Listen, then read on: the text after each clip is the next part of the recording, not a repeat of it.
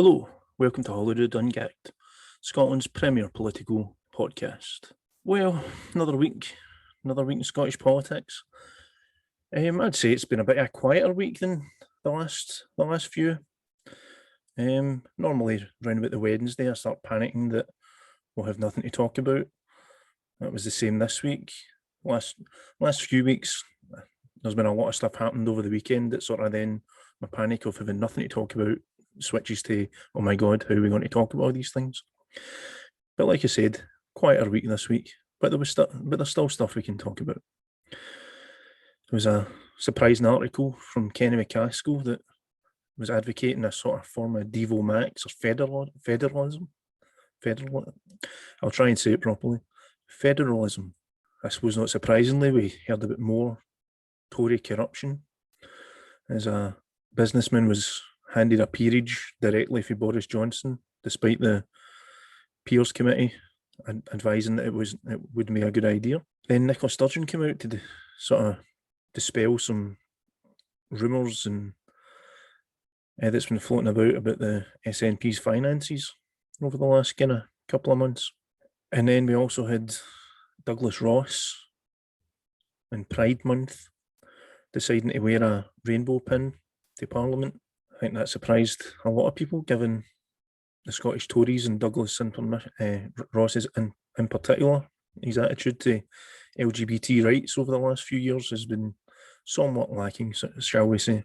Well, this week, it's our usual lineup. We've got the Pizza Hut Prince, Brian Finlay. He'll be joining us, along with the Mulguy's Digital Michelangelo, Deborah Torrance. Well, I hope you're excited about this. As excited as I am, certainly. I'm sure you can hear it in my voice. Let's get ungagged. And it was nice to hear you smile. Dream a dream 'cause you'll never die. The stars will never overtake the sky. Life has its turns and it takes a while. And it was nice to hear you smile.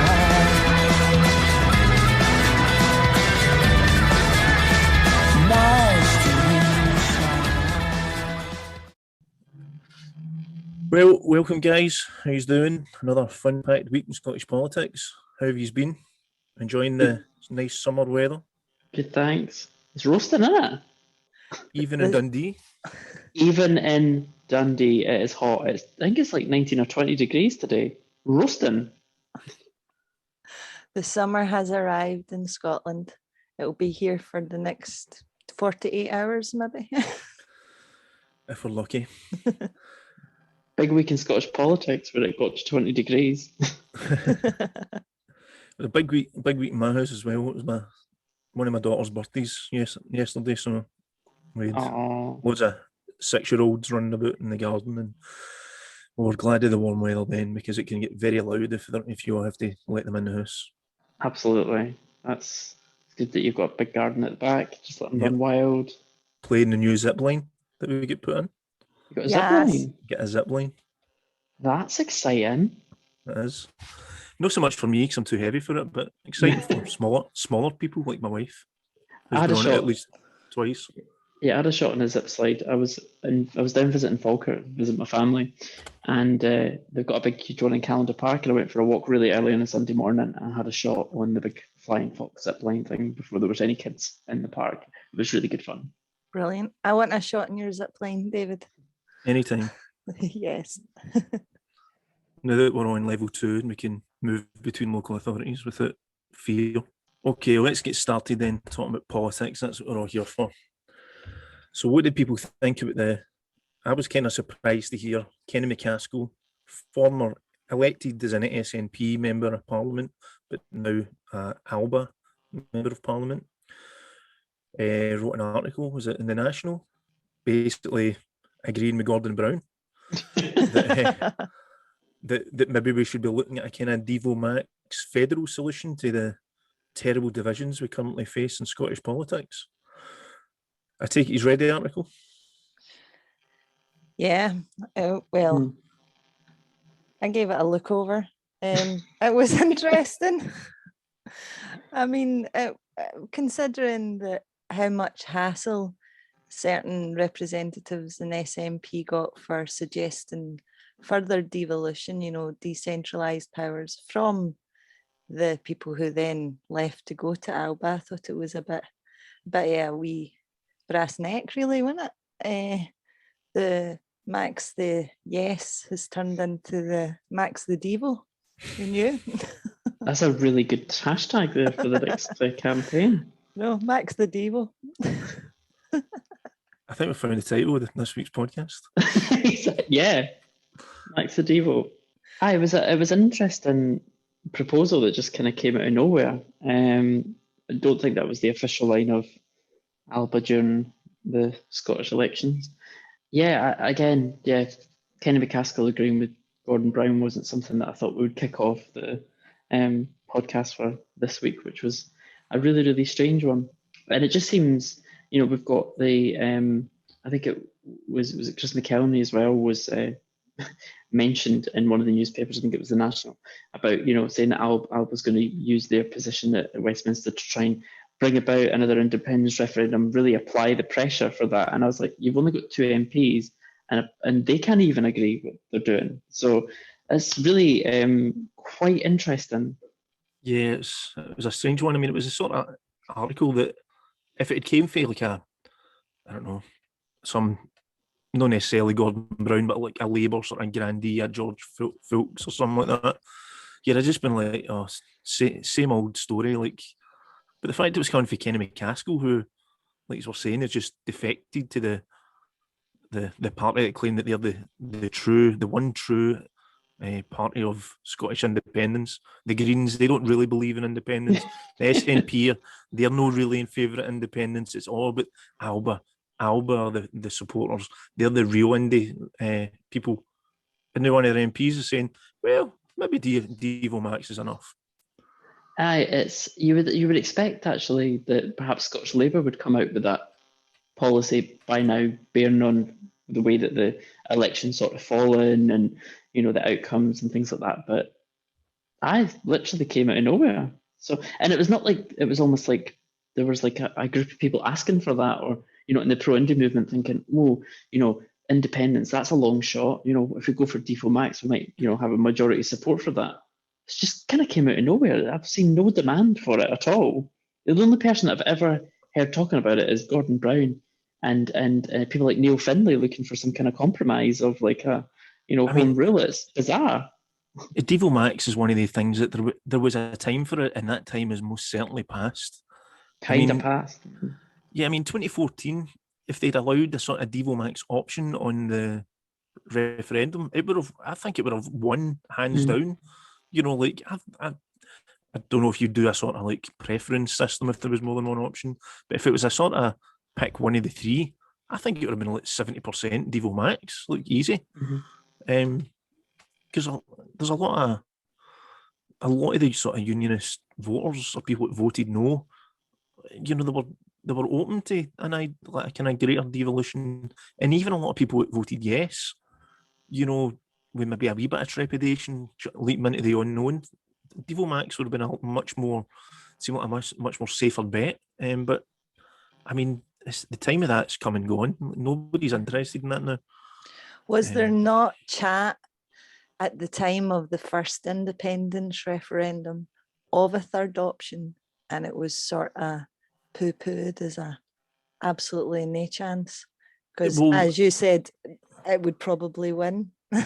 Yeah, I think Alex Salmond did raise it at one point, and it was David Cameron and the Tories down south that absolutely launched it into the long grass, like no interest at all. It was, and I think that's because at that time they were very confident of a heavy no vote in the early days of this when the referendum was getting discussed.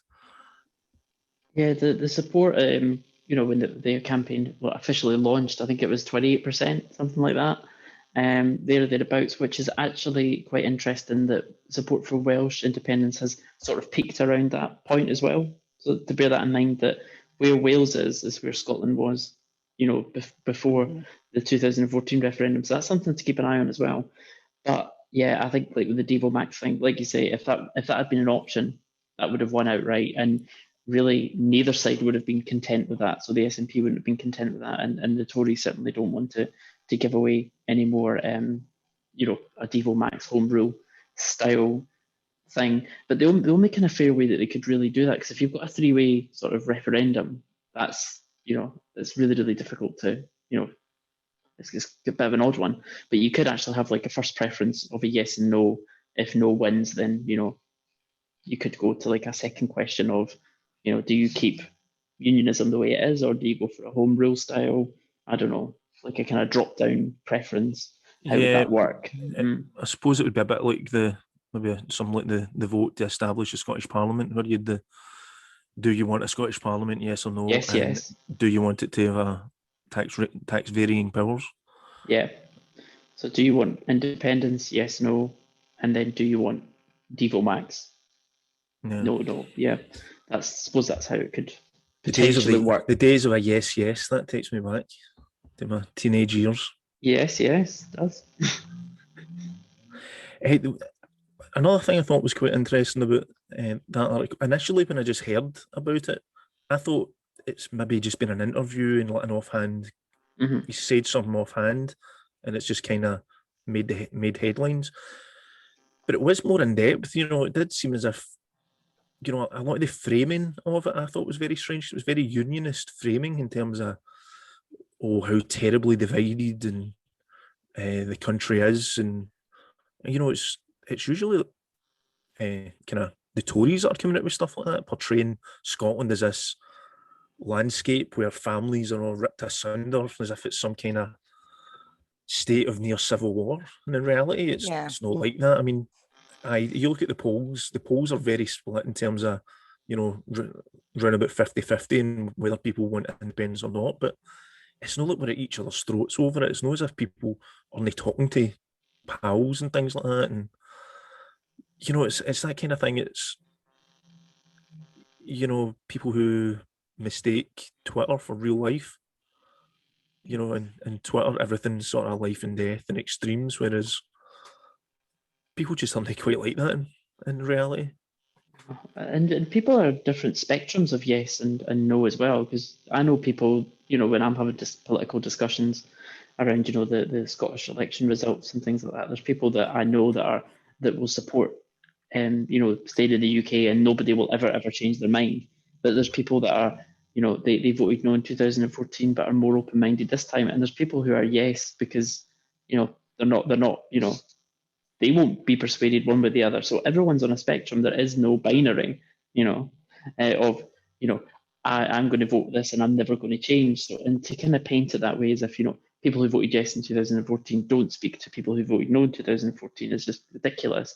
And that they're somehow ripped apart. There's people that I know that, in my family and things like that, that vote certain ways with certain political parties, but it doesn't mean I don't speak to them. We don't hate each other. It's just, I think that it's just such a strange framing. It's like, politics is divisive, but a lot of people are in some way quite ambivalent towards politics and engage during a campaign and vote a certain way, So I just think this is just a bit daft.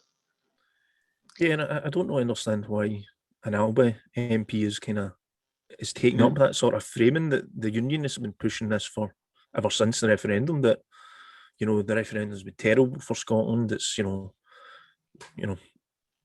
everybody's bitterly divided, and it's just not the reality. And I don't know why Alba are seemingly buying into that kind of unionist viewpoint now. Sorry, Maybe Deborah. maybe it's less unionist and more just a wee bit right wing. Like we all sort of thought Alba was, fulfilling that independence right wing sort of voter base. Socially conservative. Yeah, so maybe that's why they sound a wee bit Tory when they're saying it. That's actually a really good point.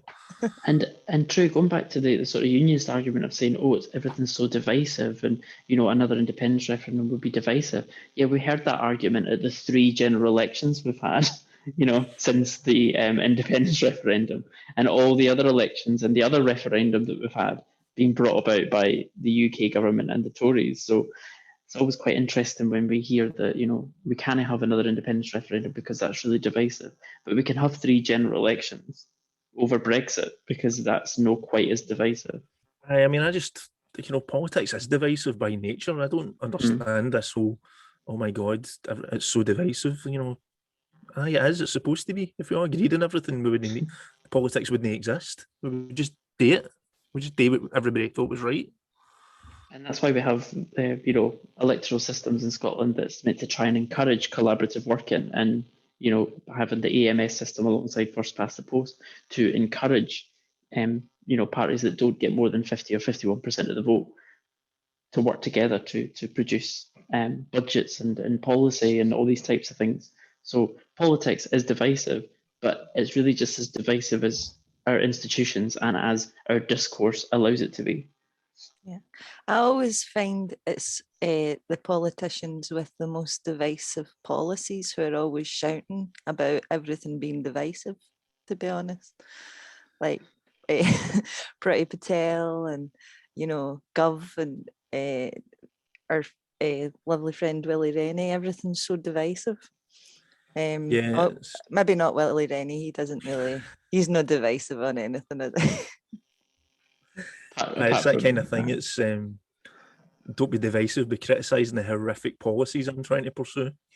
Yeah. Don't be divisive about the Constitution. I want to be divisive about this particular policy area. Yeah, it's like people getting accused of being divisive for calling it racism, and it's like, well, surely the racism bit's the divisive bit. Actually calling it out and trying to do something about it, that's the opposite. What is the opposite of divisive? Inclusive. Inclusive, not undivisive, is what it could say. If everybody was just inclusive with all minorities and all people, then perhaps there would be less division because people are not excluded. You've cracked it. You've cracked it, Brian. There you go. It's just, what time is it? 7:20 on a Monday night. We have just solved racism and bigotry. Thanks very much. See you later. Bye. Okay, let's move on now to a recurring topic, which is the Tories are at it again. The now Lord Cruddas, who was a billionaire that was put forward for vetting for by the Appointments Commission to be a peer and was rejected on the basis that it wasn't appropriate. But then the Prime Minister, our very own Boris Johnson, overruled that, which is seemingly unprecedented for a Prime Minister to do that, and decided that he should be appointed anyway.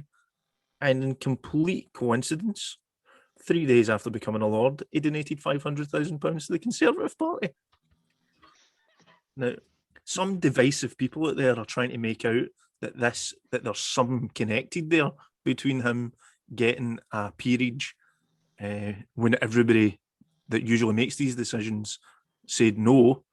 These divisive people are trying to say that Boris was swayed with this £500,000. I'm shocked. What's your take on that? I'm really sarcastic this week. What? It really sets the tone actually for my response here to say, like, how can people not see this for what it is?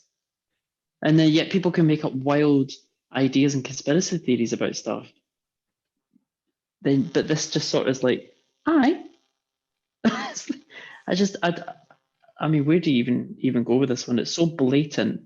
And, it's so unprecedented for Boris Johnson to intervene on an unelected legislator being put into the second chamber at Westminster, even though it was advised against it. It was the same thing happened when he shut down Parliament, prorogued Parliament so that we couldn't have a further debate around Brexit.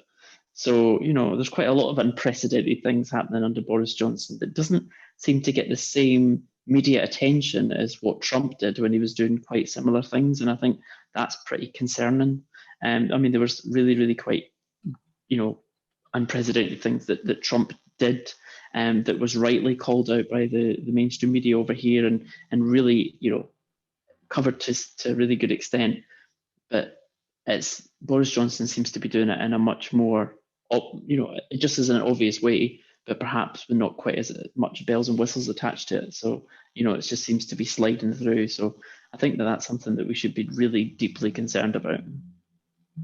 Was the guy not also at some point working for the Conservatives and getting access Yeah. to folk? Was that not also a bit of a scandal Yeah, before? there was a scandal in 2012, but it seems a bit kind of debatable whether what he was doing and whether it was wrong. There was damages awarded, which is probably why you can hear the fear in my voice when we're discussing Yes. Yeah. I mean, we want to make sure that we're being, we're covering all the right bases here, but it would be a bit on the nose if that was the case, wouldn't it? Yeah. Well, there was allegations that he was offering cash for access when he worked for the Tories. There was a court case and he was awarded damages. The Electoral Commission said then he broke any rules. But then those damages were reduced a couple of years later on appeal. Oh. What really that means for the facts of the matter, I don't know. But what was undeniable, the vetting process said that it wasn't appropriate to give him a peerage. Right.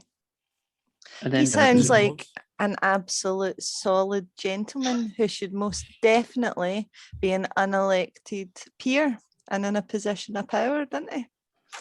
absolutely. Sorry, again Yeah. with the sarcasm. In fairness, by the standards of the House of Lords, is he really that bad? Well, so it's only a huge donation to the Tory party that he's just been given a lifelong job from. So whatever. But then, of course, this comes back to this whole situation that has happened. It's blatant. It's really, really quite concerning. But see, when you even take a step further back and say, why on earth are we allowing a prime minister to just pick people to go into a second legislative chamber for life? Anyway, so it's like, this is a really shocking story, and it should get the level of scrutiny which it hasn't got so far, and it should be just as public as these blatant things that Trump was doing in America. But actually, let's take a real step back and go, this isn't democracy. Even if these individuals, some individuals that go into the Lords, I'm sure they're great people, and I'm sure they mean well, and they want to go and do the right thing, but they're still given a role by the Prime Minister, whether they leave the post or on a cycle yearly basis. I just find it baffling. And this is another thing I know, particularly in Scotland, we're not in favour of the House of Lords and very, very critical of it in general. But I mean, it's just nuts, isn't it? To be slinging around donations of £500,000 as well, it's not like he's in dire needs of a job, is it? Nah. He's a multi-millionaire, I presume? He's a billionaire. A billionaire. Again, What's the bet that he still pick up his £250 a day in the House of Lords, though? Easy. Well, definitely a man of the people, by the sounds of it. But it does make you think about what the motivations are for some of these folk, and why why would the Prime Minister interject himself in that sort of business. It's very peculiar. Because at the end of the day, it's the ones that are dishing out the big donations or the ones that are pulling the strings. Pulling the strings, giving out the donations, essentially getting, tax cuts, as we've seen. Obviously, the G7 intervention, we'll yet to see how that goes, but given, tax cuts for big businesses and continuing opening up of the free market doesn't come for free. I thought it was quite interesting you were saying, Brian, about the kind of allusions to some of Trump's antics. Bear with me, this sounds a bit weird, but it made me think of an episode of the Tudors when Henry VIII was trying to get his divorce and somebody was advising the Pope on the matter. And they used this phrase where they said, my greatest fear that the lion finds out his own strength. And it was basically talking about how really all the kings of Europe were all still bending the knee to the Pope, but in reality, the Pope's power was all sort of smoke and mirrors. It was they had power because the Popes thought they had power, and it's a bit like that in politics at the moment with the Tories and the Republicans in America. Somebody say, "Oh, we can't do that," And then somebody like Trump just says, well, I've done it. So what you got to do about it? And it turns out nothing. People will shout and get angry about it, and CNN or something like that, and then a couple of days later it's forgotten about it. He's done it. He's no consequences, and we're seeing things like that creeping in here. Absolutely, yeah. It is so worrying. I mean, look, prime example at the time, the prerogative parliament was, that was covered, quite extensively by the media, and I mean, because that was just shocking. It was really, really, eventually overturned at the Supreme Court, and then we just carried on as normal, and then of course we ended up bringing about the general election. But as soon as the general election came and passed, they've got a majority. It's like, okay, and continue. It's just, it is nuts. How many unprecedented things do we need to watch before that people actually?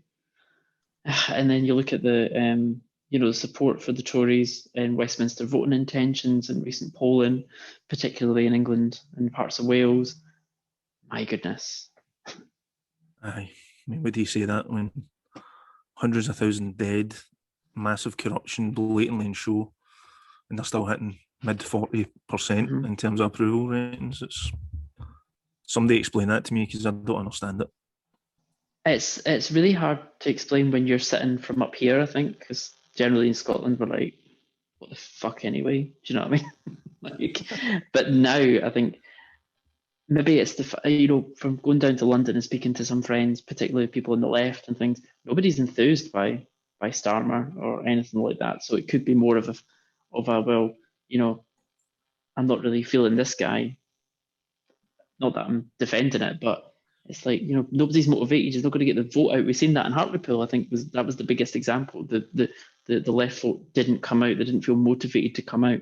Whereas in Scotland, we've seen even with tactical voting in certain seats, the SNP vote was still turning out. The left vote was still turning out.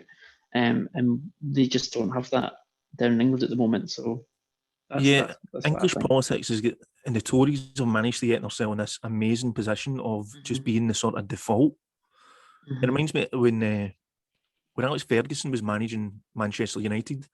Every year, I always thought, when you'd look at it, and if there was an outstanding team, you think, oh, they might win it. But if there wasn't, if you looked at it, thought, there's not an outstanding team, Man United would usually win it. Alex Ferguson's team would usually win it. And it's like that down in England. It seems as if, unless Labour are looking really strong, or they've got this leader that seems to be really popular and cutting through, if they look at it and go, no, not really, I will just stick with the Tories then. It's like, and even Cummings as well, the Leave guy that was, had everybody on side, that, the Brexiteers were loving the fact that, Cummings was advising there, and even he's come out and said all this stuff. It's not even he's not even made a difference. It's fascinating. I think the Labour in England, the biggest problem for them is they aren't really in opposition, really. They're just bystanders, aren't they? They're just sort of there. Critical friend. Yeah. The one you wouldn't want it to be divisive. Exactly. This is coming back to, you didn't want to be divisive. And it's like, so Labour's going to go, oh, well, if you want to do this policy, but we think perhaps you should just change this deck chair to that position, and then that'll make it okay.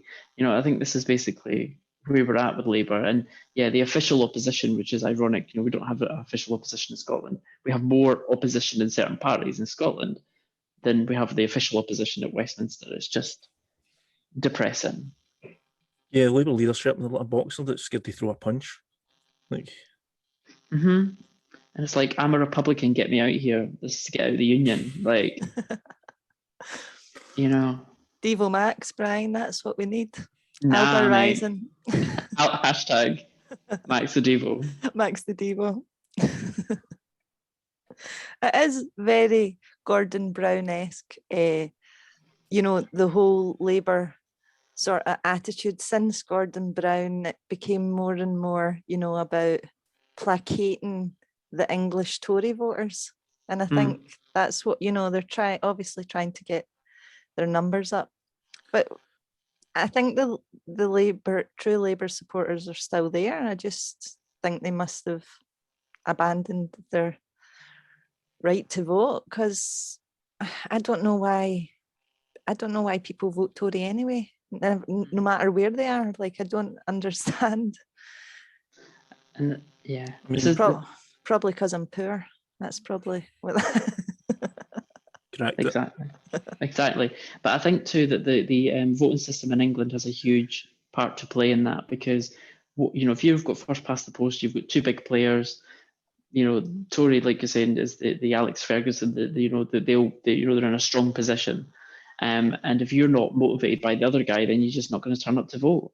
Whereas that in the Scottish elections that we've just voted in, I wasn't particularly enthusiastic about my choices in the first past the post constituency option, but I felt motivated because I know that my the second AMS vote would make a difference, and it did. So I think that even down to the council elections being first past the post in England, it's like literally it's just Labour Tory, and now we're starting to see that slightly shift in some of the local elections to Green in some places, Sheffield, for example. But yeah, I just think in Westminster, even what Greens are now polling between 7 and 9% in the voting intentions in Westminster, and it still says in the voting conversion that they're going to get one seat. So it's nuts. Yeah, I mean, I'm not exactly sympathetic, but you even saw that with UKIP, who at their height in England were polling really, really highly, and still were kind of shut out of actually getting a seat in Westminster. Definitely. I think that what did they even get? It was like way into the double figures, wasn't it? And they still 1 or 2 seats that they got in a general election or whatever. It just shows you the first past the post system is designed to keep the status quo. Yeah, well, I think they get a couple of MPs basically the same way as Alba did, by having a couple of defections, and I think they retained one of these seats, but I think that was it. That's the best they've done. Well, they got Brexit, didn't they? After that, but they didn't need to get elected, did they? Yeah. If only we could get the same with something that was positive. Do you know what I mean? If we got the Green New Deal and we only had one, Caroline Lucas, the only Green MP in there, and managed to bring about a radical Green New Deal, then that would be positive. But I won't hold my breath. Well, I mean, Corbyn's rise was kind of out of nowhere and unexpected. I didn't see that coming at all. Like, in fact, I don't think Corbyn saw that coming when he basically took his turn to be the standard bearer for the ever diminishing left of Labour, and then was suddenly sitting there riding well and clear in first place amongst the other challengers. So there is, and there's plenty of criticisms of Corbynism, but they certainly seem as if they were drawing a lot more support than Sturmerism. I don't think I've even heard the word Sturmerism, which kind of says enough in itself. It sounds a bit. It brings us almost full circle to the point you were making about the peerage. He's Sir Keir Starmer, isn't he? He's a knight. Is that what it's called? A knight? He was knighted. Knighthood. Yeah. Does he get to ever sit in the House of Lords then? Did he, when he retires? No, I think a knighthood's different from a peerage. Is it? I don't know. They all have big swords, don't they? I'm sure we'll see that at some point. When he loses the next general election. Based on my thorough knowledge of Game of Thrones, a knighthood is definitely different from a lord. All right, I'm very sorry. I'm so uncouth. Can you tell your knights for your peers, for your what's the other one you get? OBs? And MBAs. Yeah. It's all rubbish in it.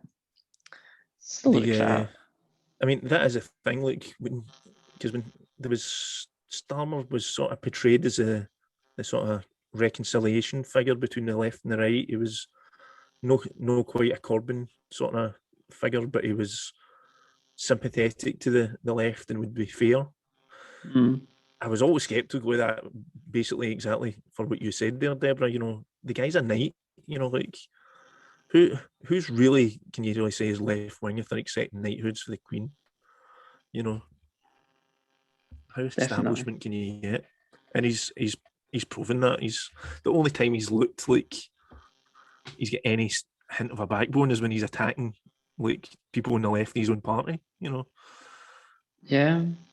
I mean, not letting Corbyn back into the party. I mean, that was, and ultimately, he was kind of like marketed as this sort of, oh yeah, he'll unite the party, we'll get everybody back together, and then of course he ends up not letting Corbyn back into the party. So, but after serving on the front bench of Labour under Corbyn, and also being responsible for one of the policies of positioning UK Labour going into that general election on Brexit, which was, I said, never going to be popular with certain areas that Labour heartlands, or the red wall, which is just thrown about these days, was never going to be popular with the sort of target voters. So it's quite interesting that he was even pretending or marketed as this person that was going to bring the party back together, and look how that's going. Not very well. Yeah, I'd actually forgot about that about Corbyn, that he's not actually technically a Labour MP. Nope. I heard it mentioned last week, and I was like, oh, that's right. I remember the sort of, the uproar when it first happened, but it just completely slipped my mind. And I mean, what is he expecting to gain for that? Does he really think he's going to, the likes of the Daily Mail is going to pat him in the head and get support for doing something like that? In reality, he's alienating, a lot of the people that joined the party because of Corbyn. Pretty much. A lot of the youth vote as well, a Labour, Yeah. because they, which is a bit naive of the guy.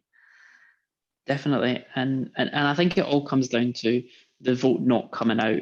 I don't think it's so much that people are necessarily at the point where they're like, I'm not voting Labour. I'm definitely going to vote for Tory because that's a much, much better option. But then again, the Greens have now overtaken the Lib Dems, by the way, which is something that's interesting. But yeah, I think it's like 6% and 9% now, in certain polls. So, I mean, it's not like there's been a huge green surge on the back of, Labour not doing so well. But I just think it's about voter engagement and getting that vote out. And I think if there was a general election, I think it would be a disaster for Labour. Yeah. If there was a general election tomorrow. But then again, he's just playing the slow game. He's not playing any game. Or if he is, he's doing it really badly. Yeah, the Green Party England and Wales have kind of been building gradually over a long time now, like getting their base in Brighton, and sort of building from there. The rise of Corbyn sort of inhibited their growth for a while, because a lot of the people that would be drawn to the Greens were then drawn to a Corbynite Labour Party. But, it's really just went back to pre-Corbyn sort of trends, the fact that the Greens in England are slowly sort of gaining more and more support. But like you said, the voting system, it just makes it so difficult for any kind of significant breakthrough. There was a great piece written by, so I can't remember the guy's name, but he wrote it just before the general election about the growth of the Green Party. And they're second place and second or third place in some of the seats like Bristol West and the Isle of Wight. But he was saying that essentially what the Green Party needs to grow in England and Wales is for there to be a Labour government that becomes unpopular. And that's how they won Brighton, because it was such a strong Labour seat, and the Greens were pitched as to the left of New Labour, and that's how they won the seats. So, until they get back into that sort of position, that they might struggle to actually grow to the extent to which they need to. So it's quite an interesting perspective, and I agree with it to some extent. Yeah. The other option, though, is... Sorry, on you go, Deborah. Oh, well, I was just going to say the other option is we destroy the Tories. I don't know what you're going to say. Wouldn't that be nice? Sounds a bit Bond villain. I'm just trying to be divisive. No, I just got to say, like, Labour are actually hitting the kind of levels, though, that I think they're still kind of holding about 30 to 35% at times in the polls, but they don't, like you were both saying, they don't seem like an opposition. So there is a chance for, the Greens to, be that left opposition, because despite the fact Labour have so much more influence and sort of seats and, 100 years of history in Westminster, they're not playing a glove on the Tories, so somebody's got to. It's the ideal sort of context for Labour to really build on that and become such a strong opposition. I just don't understand how somebody can get it so wrong. Like, I mean, there's so many things that could be done, like actually having proper policies in place. I can't name a UK Labour policy because don't there think they isn't can. one. No, they can. And you would think, right, these are the simple things, these are the three key things that we want to try and get into people's heads before the next general election. All I know about is the fact they didn't want to tax corporations more because we were in a pandemic, which doesn't sound very Labour to me. And even the G7 disagrees with that. So we can see just how off the scale that was. But other than that, I can't actually name a policy that Labour would bring in. But I can rhyme off loads from the Corbyn times. Well, Broadband communism, for example. Well, Yeah. that's what I was going to say, though. You have that sort of Labour centrist who they're so convinced how their own cleverness. They'll be saying, we don't need policies. Look what happened in Corbyn, their policy. They said it was broadband communism. So their answer is, let's just not have any policies. If we've got any policies, they kind of criticise us. And it's like, well, no, they'll find something else to criticise you on. It just means you've got nothing to argue about in favour of. Let's just be critical friends instead. Critical friends of the government. And that phrase will stay with me the whole time that Keir Starmer's in office. Whilst all these people are dying in this country and across the UK, critical friend was what Labour was during that. Friend. Critical friend, just and just disgraceful. I was going for an in-betweeners reference there. I know. Friend. Friend. It was quite icky, wasn't it? Seeing that there was an open goal there for Keir Starmer really to, make a bit of a name for himself and for Labour to really get tore into the Tories, and he didn't. Was this the Piers Morgan interview? They said that. Did you see that? No. No. I didn't see it either. I couldn't bring myself to watch it. I've muted the words Piers Morgan on my Twitter, so I probably didn't know it even existed. Sorry. He done a sit-down interview that apparently he cried about his mum and things like that. And it was Right, okay. Again, one of the really clever centrist advisors probably thought this was going to, how he was going to smash it and everybody would suddenly love, Keir Starmer after this. And it's like, yeah, because Piers Morgan, he's the route to the working class. Just a real sympathy for anyone that's lost a parent and all that kind of thing. I don't think he's. Just, I don't know. Maybe I'm wrong, but I don't think his mother's dead. I don't know the context of him crying about it. I know. Was it not during the leadership campaign? I think it was his wife's partner, or was it his mum that was really unwell? I can't remember exactly what it was, but yeah, Piers Morgan's interviews, first of all, are terrible unless you're Jerry Halliwell. But yeah, it's never the root of any sort of popularity, is it? No, I was just talking about in general, whenever I saw him speaking at First Minister's questions or making any sort of statement, like Brian was saying, he was just a sort of mundane, slight criticism. Oh, should he really be doing that? Instead of, he should be more prepared. He's the Prime Minister, getting stuck, right into the Tories' total ineptitude. They didn't do that. He's like a QC as well or something, is he not? Apparently.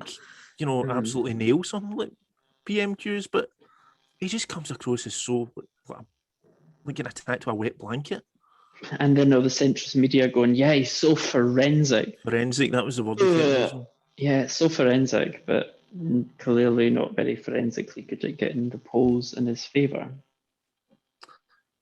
Right, I think we should move on now, right? We've put We're just ranting now. Poor old greeting Keir Starmer. So also this week, there was a couple of high-profile moves within the SNP. Douglas Chapman, the SNP treasurer, quit. Made sort of vague allusions about not being able to get enough information to do the job. Then Joanna Cherry sort of flounced off the NEC, talking about transparency and scrutiny. So Nicola Sturgeon came out and says that she had no concerns about the SNP's finances. And I think this is in reply to a lot of sort of conspiracy theories that's been floating around sort of since before, during the election campaign, about claims that there's police investigations, which I think was denied as well by John Swinney, to do with missing money and donated money. What are people's thoughts? Well, I tried to do my usual and find out a wee bit more about it from inside, and I got offered the branch treasury report, but we get offered that every month, so that was no biggie. I don't really know what the big deal is. They're moaning about these funds, and as far as I can tell, the SNP funds are quite healthy just now, even though we just ran a campaign. And they say ring fenced. I don't think that means they're actually sitting in a fence somewhere. Like the way some of these people are going on, it's as if they don't understand a huge organization with different assets and how they can get moved about. I don't know. I just think that the people who were moaning about it have flounced off anyway to another party.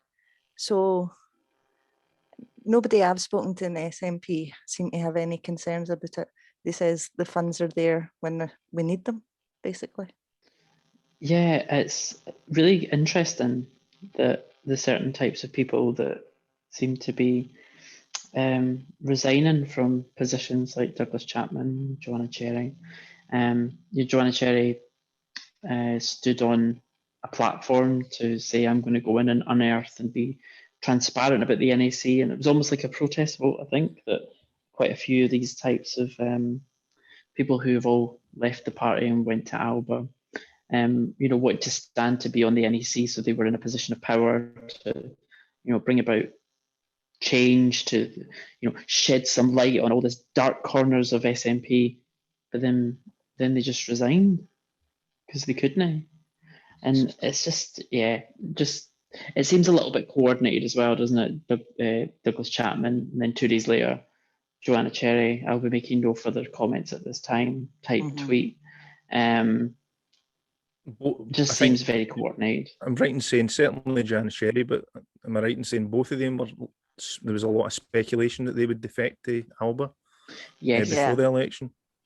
Yeah, but I think with Joanna Cherry, she's obviously quite a bright individual and was obviously seeing how things were playing out, I think, before any decisions were going to be made. I think that both Douglas Chapman, and I'll double check after this to make sure that I'm 100% correct, but Douglas Chapman, when the SNP, first of all, were going to abstain on the votes for same-sex marriage in Northern Ireland, I think he didn't vote in favour of it for Northern Ireland, Douglas Chapman as well. So I think that's just quite interesting. So LBGT issues falling into play there a little bit.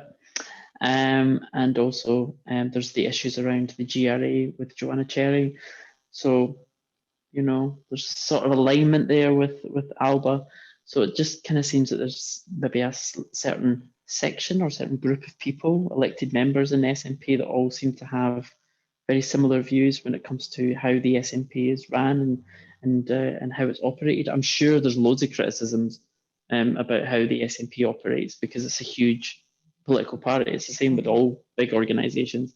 But if you're actually going to come up with something that's going to be quite damaging, I'm sure there's stuff actually there rather than just trying to make a story out of something that can be easily refuted, particularly if you're mentioning financial things, which has to be regulated anyway, and involvement of the police, which can be checked.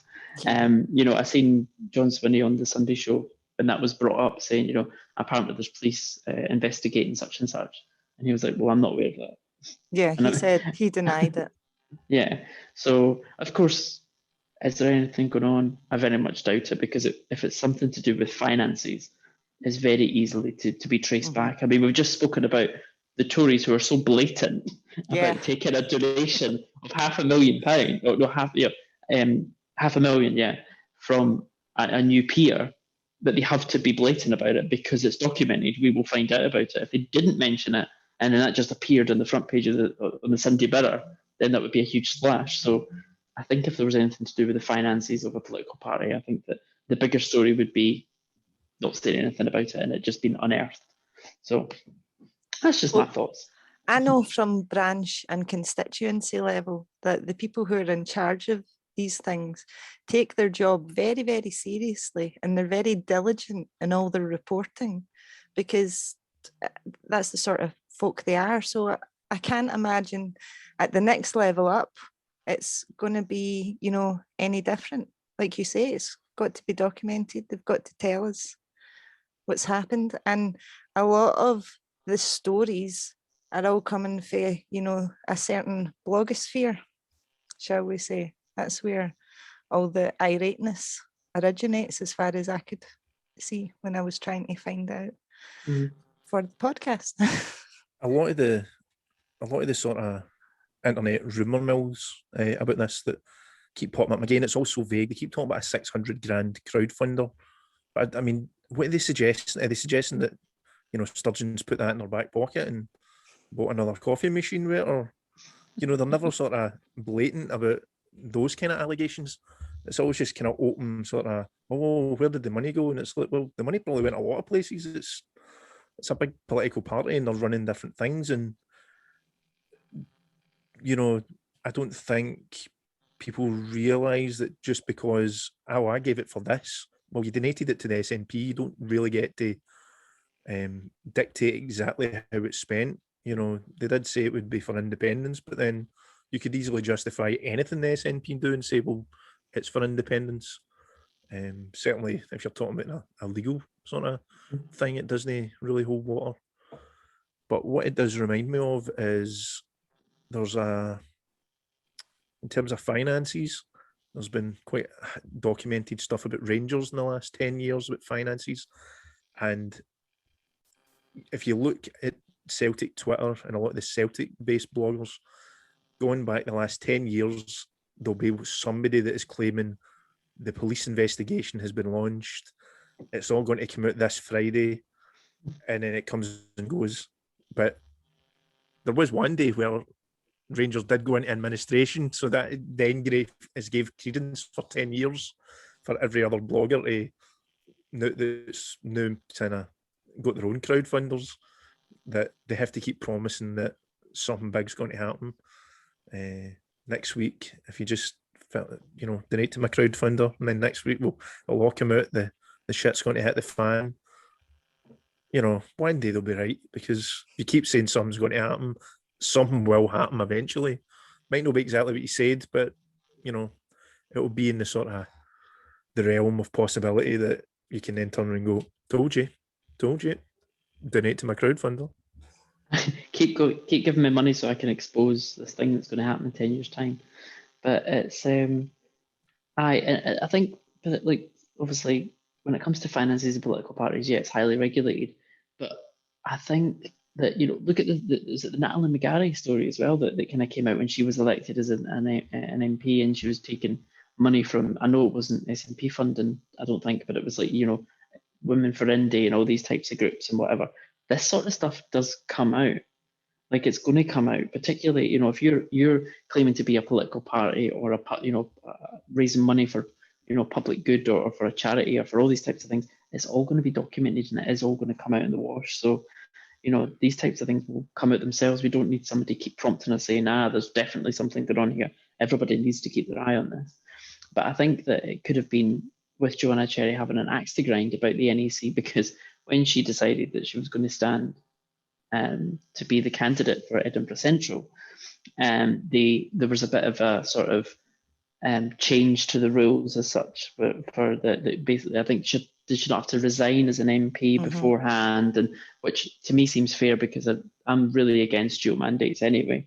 And I think that because the NEC had changed that rule, she felt it was an attack on her, when actually if it was meant to be an attack on her, which I'm not saying it was, but if they just didn't want Joanna Cherry to end up in Holyrood and then be in a position where she could challenge to be leadership of the party or whatever, then why didn't they just deal with her and how she presents herself as an MP, how she gets into really difficult conversations and, essentially potentially could be viewed as abusive towards certain people on social media, then just deal with that rather than changing the NEC rules to prevent, being able to stand as a candidate for the Edinburgh Central. Because I know that Neil Gray went through the process, because he did resign, didn't he, and say, I'm going to stand as an MSP, and then, went through that same process that Joanna Cherry didn't want to do. So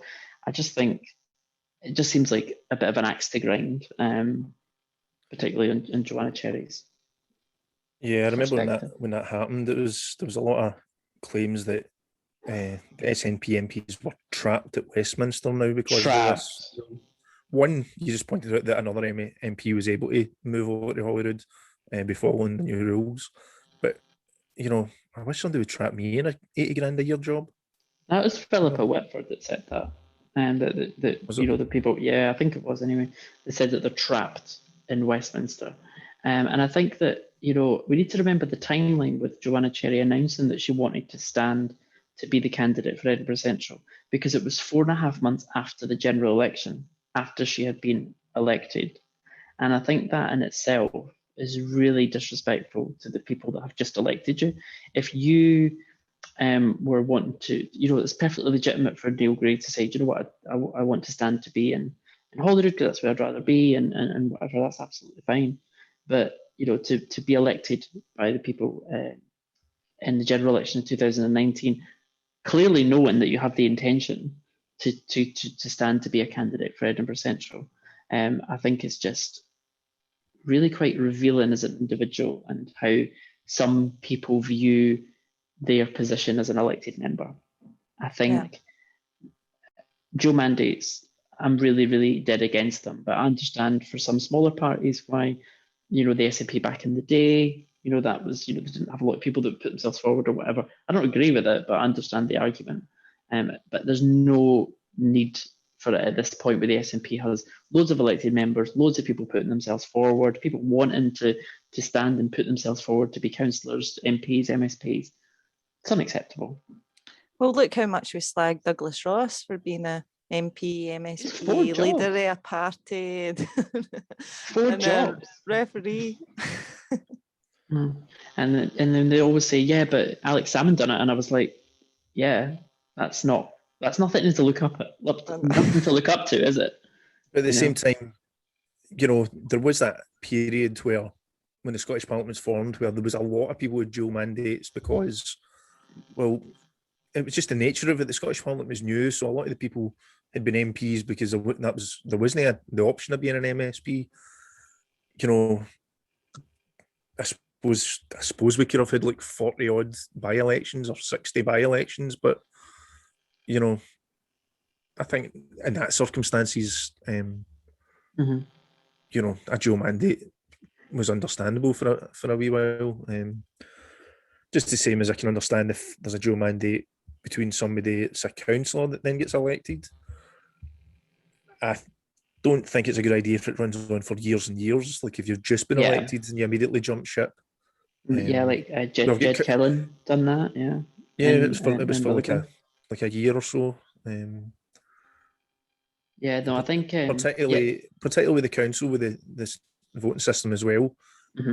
If you could get elected in a kind of multi-member ward and have a really good sort of support and be, a part like the Greens could be. I think it happened with them in Leith Walk.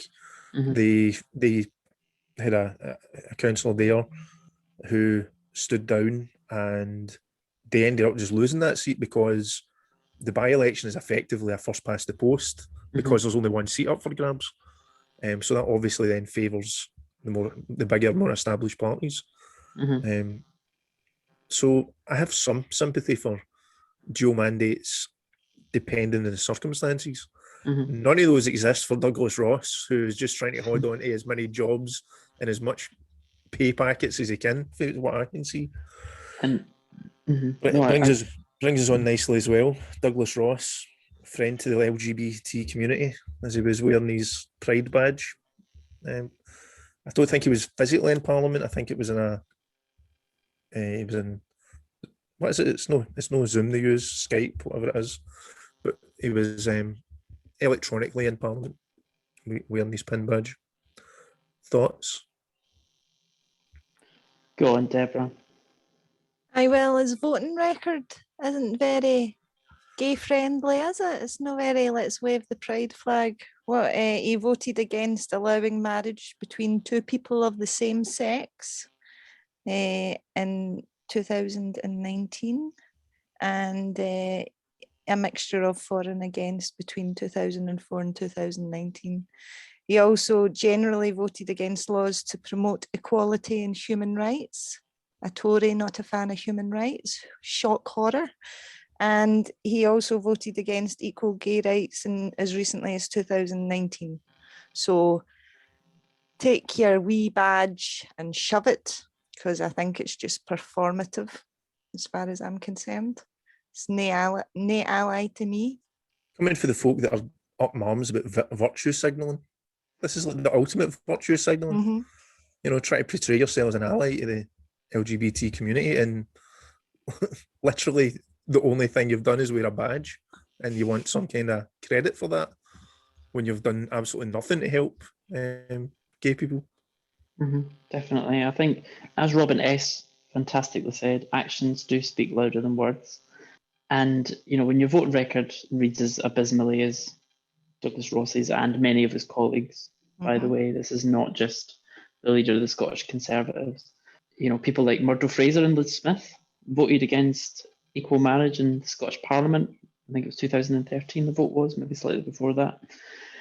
So yeah, absolutely agree with what Deborah was saying. It's very performative. It's almost like, you know, it's sort of like expected. You know, it's almost like, you know, when, you know, remembrance comes around, it's like, yeah, everyone, make sure you've got that poppy on. You're on the BBC, get the poppy on. It's Pride Month, you know, get your pride flag on. I think it's particularly angering at the moment with how Pride Month is playing out for a lot of queer people at the moment, particularly trans and non-binary people. I get really, really angry about these type of things, particularly Conservative government at Westminster, you know, dismantling their LGBT committee, now talking about withdrawing from a Stonewall initiative for equal employment. You know, GRA is a mess in most parliaments across the UK. Conversion therapy discussion, yeah, take your pride flag and shove it, because I really don't need to see performative gestures from people who have no respect for human rights, whether it be gypsy travellers, whether it be gay people, whether it be people of colour. I have absolutely no interest in you people wearing a flag to conform to what you think should be right during Pride Month. Yeah. Bearing in mind as well, Douglas Ross has only been a parliamentarian since 2016. You know, so somebody being elected in 2016, it would be very easy just to even pay lip service to LGBT community in that sense. It's not like somebody who has been a parliamentarian for decades during, like, you know, section 28. Yeah. And huge things in the 80s that maybe in hindsight find that they were caught on the wrong side of history. This is somebody that's only been a public figure for a few years, and he's already sort of, you know, failed in terms of, you know, the gay marriage thing was going to happen. Why not just vote for it then? You know, if you're going to pay lip service, at least you could pay lip service in a way it might matter. I seen a statement from Douglas Ross on why he didn't vote for it at the time, and it was because he couldn't ignore the hundreds of thousands of people who had voiced, you know, opposition against it. And I was thinking, what? So you're like standing up for bigots? What? I just, it's, as Brian says, it's obviously very emotive, and the thing that only gives me comfort is the first Pride was a riot. So if we can have a big fight about it, I'm happy. I'm happy about that. Like, why why is he wearing that wee pin? Like, I really wish we could just phone him up and ask him and be like, why did you wear it? See what his answer is. Because the only reason it can be is, you know, to act like one of our pals. And he's most definitely not. Yeah. Just echo everything that you've just said again. And it is so emotive. And I think because I haven't actually seen like real widespread hostility during Pride for a long time. I think there's always been bigots. There's always been, what was the guy from the DUP talking about same-sex couples on Dancing on Ice? And people shouldn't be watching that type of thing. And it almost became a bit of a joke because it was such an outsider view. Pride generally was, there was things that we needed to move forward with, and there's been great progress. Gay men, men who have sex with men, able to give blood, coming around this summer, things like that. Real positive, long overdue, situations that are starting to be dealt with. But now it just seems the resistance is so bad. We've seen just the last couple of days, David Paisley, who is a huge advocate for trans rights, deals with so much on Twitter and social media, having to leave his home because he felt unsafe. So he's gone to somewhere he feels safe during Pride because he for standing up for trans rights. And you have people, gender criticals, and I'm using the inverted commas there, and saying, we want to see proof that you feel unsafe. We want to see proof that you've been threatened. Yet these people are saying that trans rights are going to infringe on the safety of people, of women who are going to face abuse. Yet these same people are demanding somebody who has left their home because they feel unsafe. They're demanding for proof. And it just exposes the whole facade for what it is. And Douglas Ross, just shove your pride flag. And if you want to, rather than wearing your pride flag, first of all, apologize for your really, really offensive stances on things in the past, and then we'll talk. But whilst you're at it, pal, the trans people are really, really facing some really, really horrible environment at the moment, just as horrible as refugees and immigrants coming to this country that your government is responsible for. So if you want to try and deal with all of this, make your apologies, come forward with some progressive ideas on how to change it, and then you can maybe wear your pride flag. I think that's really important what you've just said. I think it's really important for all organisations, any politicians, any big bodies, supermarkets, banks, whatever, that want to wave their pride flag. They have to come out and actually be allies. And the trans folk right now, they are facing relentless harassment on Twitter, on social media, and the media. You've got journalists coming out saying ridiculous, stupid statements. And it's like, hello, the 1950s called. They want their binary sexism fucking back. It's so tedious and it's so boring. And I think it's so offensive. And David Paisley feeling unsafe. I mean, he's a big boy. Mm-hmm. He and you could see the harassment. You can see it. It's so frustrating, and it's just fabricated nonsense. It's outdated tropes, and we've spoke about this before, and it makes me so angry and gets me so agitated. You're right, this is Pride Month. Show a bit of pride. Pride is that. Mm-hmm.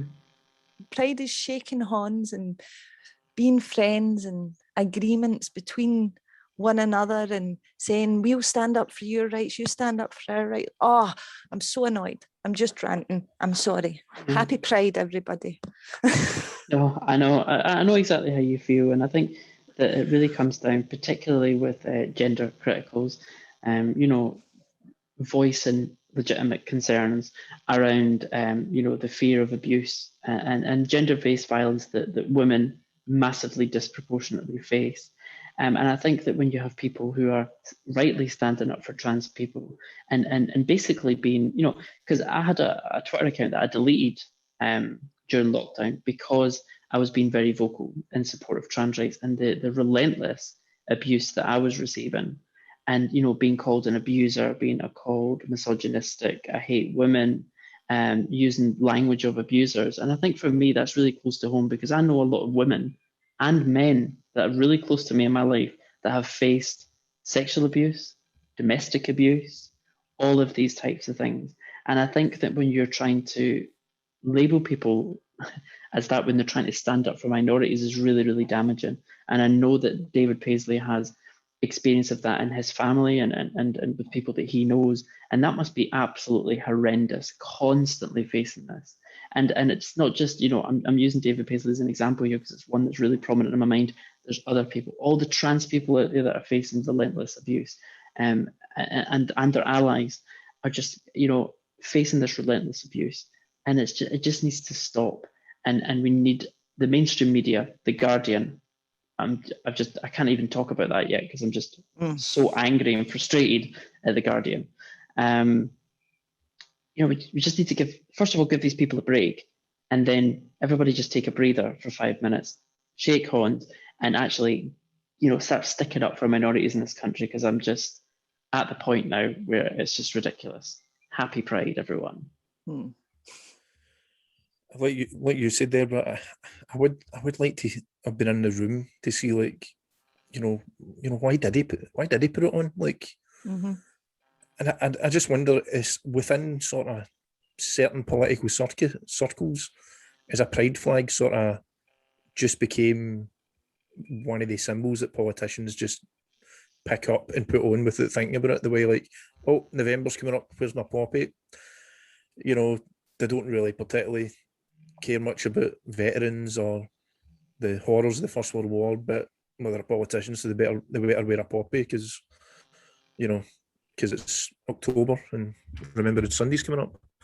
Just the way American politicians try to find American politician that doesn't have one of the wee flags, one of the wee, enamel American flag badges. And again, it's like it means nothing. It's just part of the uniform of being a politician. And maybe this kind of reaction that he's had just shows that, people aren't ready for the pride flag just to become an empty symbol, that it still means something. It's like poppyism, really, isn't it? I don't know if that's been coined. I don't know. It's like poppyism. It's like, and some politicians do it, particularly Conservatives, when it's World AIDS Day as well. That gets my goat particularly for how hostile, blatantly hostile the Conservatives were during the AIDS crisis, and continually not supporting people abroad who are suffering from widespread HIV and AIDS, crises. So yeah, it's like a poppyism. It's like, oh, I need to be seen to be doing the right thing. Well, what should I be wearing this week? What's the special day of the week? But actually, you should want to do these things. You should want to stand in solidarity with these groups of people and minorities, rather than thinking, okay. And it's almost like there must be some, Tory staffer saying, oh no, 1st of June, there's your Pride badge. I ordered you a special one this year, Yeah. I don't know if he's wearing the one with the saltire on it as well to look like he's not being too unionist. I don't know. So it's just, yeah, I was going to swear, but I'm not going to swear again. I think I've swore already today, so I'm not going to swear again. Yeah. Fucking yes, Queen. Like, yeah. Everything you just said, yes. So yeah, happy Pride, everyone. And, let's try not to get too, clearly I'm in a mind frame today. But I'd like to, talk about all the positive things that Pride brings about, because we can't all be together in these big marches. We can't all be together. And we'd really like to be, because we'd like to stand in solidarity with our trans siblings. And we can't. But we can do it on social media, and we can, most importantly, not just putting out tweets about it or putting Facebook posts about it or sharing these ridiculous articles that are being churned out and slagging them off. It's about talking to your friends and family, because most people, first of all, don't fully understand the issues that at stake here. And, they take these little sound bites and they might vocalize them and say, what does this actually mean? And it's about educating people about sending people links saying, do you understand what's actually at stake here? All we're talking about is birth certificates. When's the last time you used a birth certificate? I don't even know where mine is. Like, you know what I mean? It's like, this is what we're talking about here. And it's about educating our friends and our families and educating people about, you know, the risks that women face and gender-based violence, about, with particularly amongst, you know, men, cis men that exist, people they know, people they work with, people that might be connected with them in some other way. Let's talk about these real issues about sexual violence, about gender-based violence, domestic violence. These are all really important, but they're also what trans people face. And yeah, let's try and take some of the positive things and have really, really good discussions with people, and just, you know, get rid of the nonsense and talk about the things that are really, really important. But standing in solidarity with the minorities and fighting the oppression that so many minorities face. Yeah. What you said there, just about changing the sex on your birth certificate, I had a breakthrough with one of my friends who was really upset about this self-ID and was going off in all the tropes, and I just tried to rationalize it by saying, imagine on your passport, your driver's license, or your birth certificate, your name was wrong and it had, you know, the wrong date of birth or something, or the wrong sex, or the wrong marital status. You can call up and get that changed. Yeah. And they'd be like, well, I would hope so. And I was like, well, that's all trans folk want. It's literally about a state of equality. And it's been so blown out of proportion by, all I can say is, nefarious characters. That's how it comes across to me, motivated by something else. Like, why would you not want someone to have the same rights as you? I don't understand. It makes me so annoyed. But yes, it's Pride Month. Everybody, happy Pride Month. Go and watch happy films, but that are also quite sad, like Pride, like Stonewall, like It's a Sin. You know, go and watch these films and learn if you don't know. And if you're gay, go and just watch them and cry about it. Yeah, and get angry and get mobile. Yeah. And get riotous. Get riotous. But yeah, so, you know, there's so much positive stuff that can come out of Pride if, you know, if we look for the important things, look past the rainbow, empty capitalism, look past, you know, politicians wearing their pride flags when they didn't really care, and look at the solidarity that exists in the communities, in the working class communities specifically. And take energy from that. Don't allow your battery to run low because of the real negative. Twitter is not reflective of reality. You know, it's not reflective of reality. And most people either don't know, ambivalent, or want to know about these issues. And it's so much more worth your while talking to people about these issues than tweeting angrily about it, because it doesn't achieve anything. That's my message. On that note, I think we'll draw it to a close. Another great podcast. I'm sure you will agree. Fabulous. You're the chair. Right. Okay, thanks, guys. Another good podcast, and we'll see you next week. Thank you. Thank you very much for joining us. Sorry for ranting. Happy Pride. Bye. Bye. Bye. The outro this week is Bimini Bum Boulash, the winner of UK Drag Race, with their fantastic song, God Save This Queen, a fitting icon for Pride.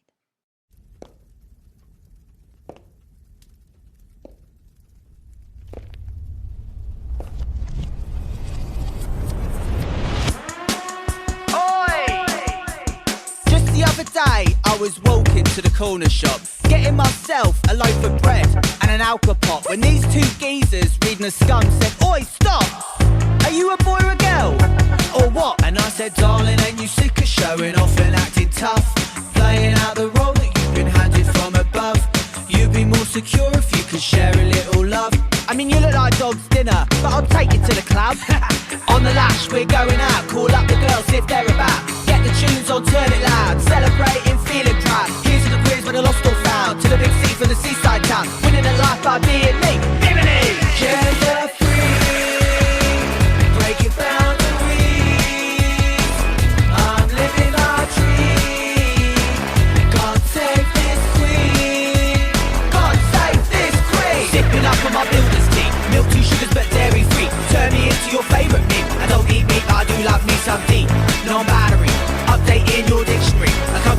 your TV screen. God save this queen!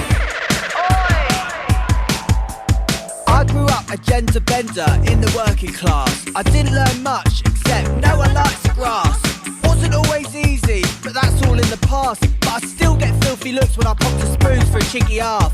Fragile masculinity won't get you very